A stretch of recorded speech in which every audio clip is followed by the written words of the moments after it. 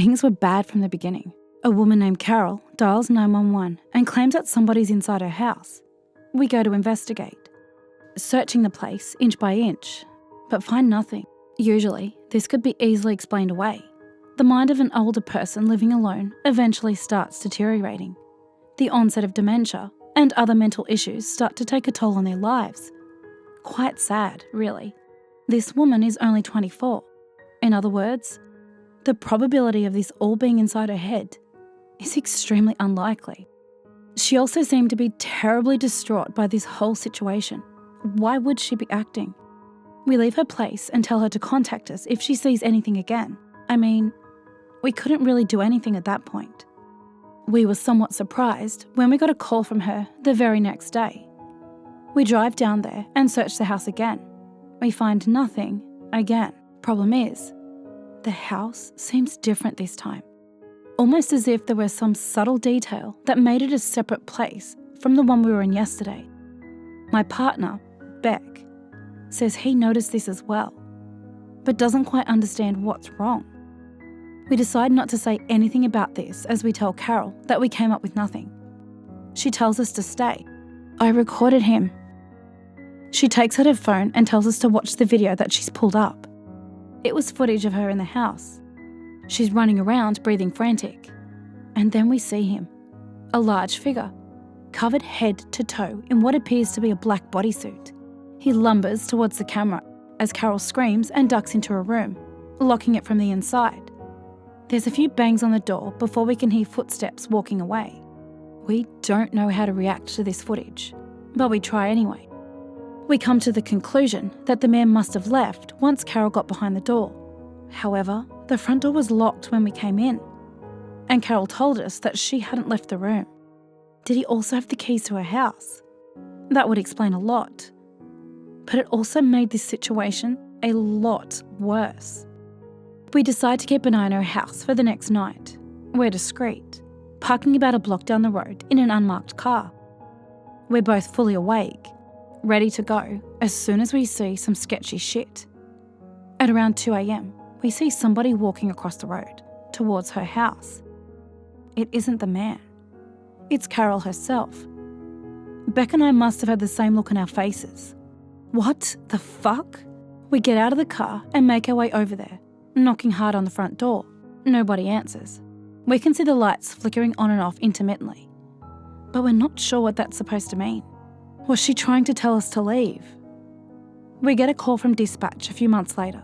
They're telling us that Carol has called 911 again, saying that there are now multiple people in her house. They ask us if we need backup. We say yes.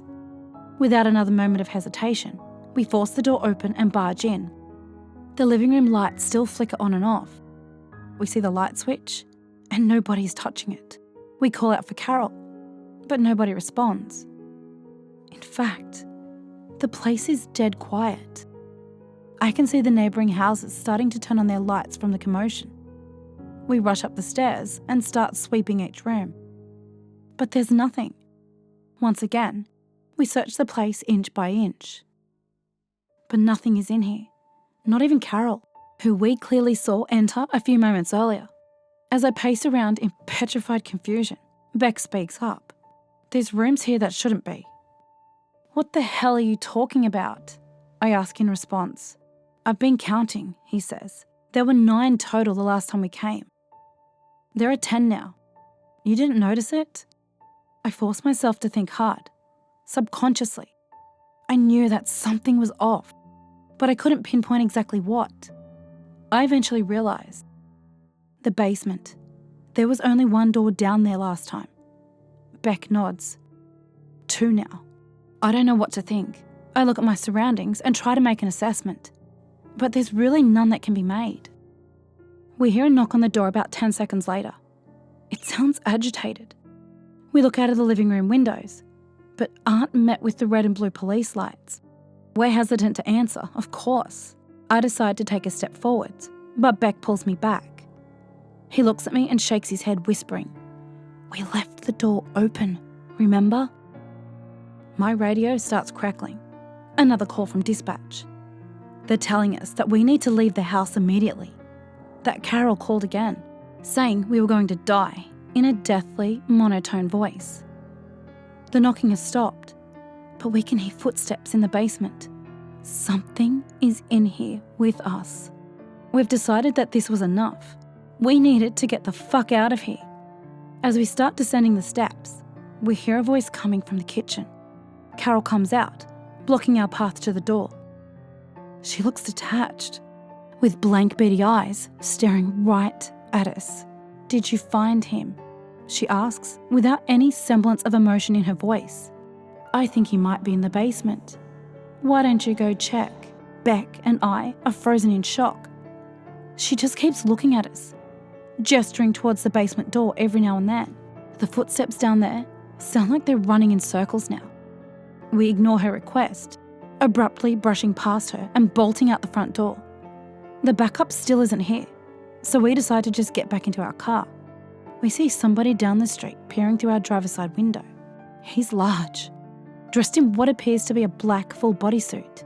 He looks away from the window and directly at us. It's hard to tell from this far, but the suit doesn't seem to have any eye holes. Beck speaks up. "Sir, please step back from the vehicle." His voice cracks in the middle of the sentence. He's terrified. As soon as Beck stops talking, the figure starts running towards us. It's fast. Too fast. In the time it takes for us to pull our guns, we've realised that it's actually moved past us, into the house. We waste no more time, running into the car, locking the doors and waiting until backup arrives. When it finally does, we're extensively questioned, while what appears to be a SWAT team searches the house.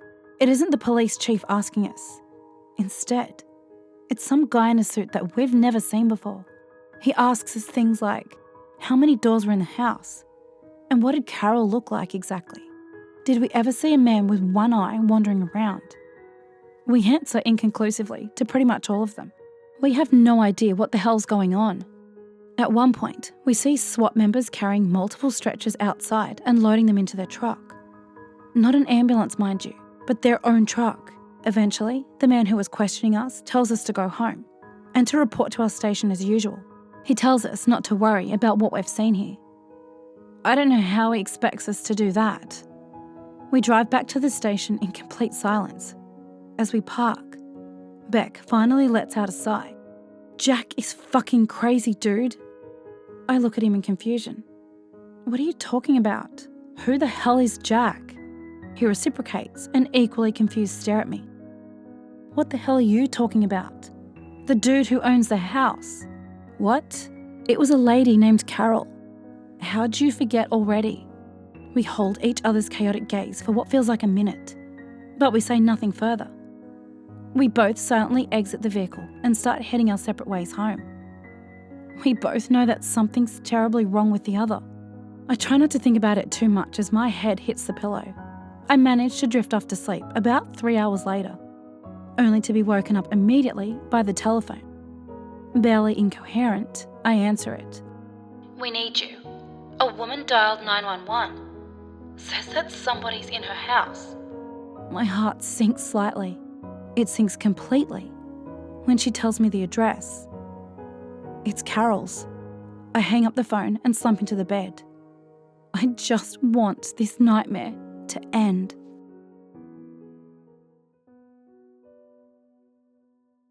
I was 23, young, carefree, and enjoying the thrill of meeting new people on Tinder. I loved the excitement of first dates, the playful banter, and the possibility that maybe, just maybe, I'd find someone who could stick around for more than just one night. My studio apartment, cozy and small, was my sanctuary. It was just me and my cat Mochi, a fluffy little judge of character. If Mochi liked the guy, they could stay the night. And I'd make breakfast in the morning, a little ritual I'd become known for, even earning me some good reviews on my profile. But now, things have changed. I'm scared. Terrified, really. It all started with him. The last guy I brought home. Things went well at first, like they usually did. We had a few drinks, shared some laughs, and when we got back to my place, Mochi seemed to approve, curling up on the guy's lap without hesitation. That was my final signal everything was fine. he could stay. But things took a dark turn. He got rough, his hands gripping me too tightly. I remember telling him to slow down, to be gentler, but he didn't listen. Instead, he attacked me, his teeth sinking into my thigh. The pain was sharp, unlike anything I'd ever felt before.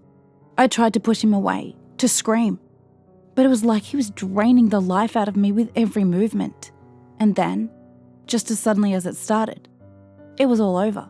He was gone, leaving me shaking and confused, my leg throbbing with the deep, aching pain of the bite. When I finally gathered the strength to call the police, they brushed me off. They couldn't find any record of him. It was like he never existed. But the worst part? Mochi had run off in the chaos. I remember hearing his frantic meows as he darted out of the door, disappearing into the night. I spent days searching for Mochi.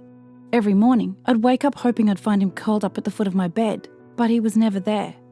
I scoured the neighbourhood, calling his name until my voice was hoarse. I put up missing posters on every lamppost and bulletin board I could find, my heart breaking a little more each time I had to tape another one up. I'd sit by the window at night, hoping to catch a glimpse of his familiar silhouette, but the streets remained empty. I missed him more than I could put into words. Mochi was more than just a pet. He was my companion, my comfort on lonely nights, the one constant in my life of ever-changing faces and fleeting romances. The apartment felt so empty without him. The silence, a stark reminder of his absence. I couldn't help but blame myself. If I hadn't brought that guy home, maybe Mochi would still be here, curled up in his favourite spot on the couch. But that was the least of my worries. Something is wrong with me. The sunlight bruises my skin, leaving dark marks that won't fade. I can barely step outside without wearing dark glasses and covering every inch of my body. And then there are the nights. Those terrifying nights when I wake up floating above my bed and he's there, coming through the window. He licks the bite of my leg, drinking my blood before disappearing just before dawn. Each time, I'm left weaker, more anemic, more afraid. I called the police again, desperate for help, but they only repeated the same thing. There is no such person, but I know he's real. I can still feel his teeth in my skin, hear the sound of Mochi's frantic meows, and see his shadow just looking out of reach. And now, I don't know what to do.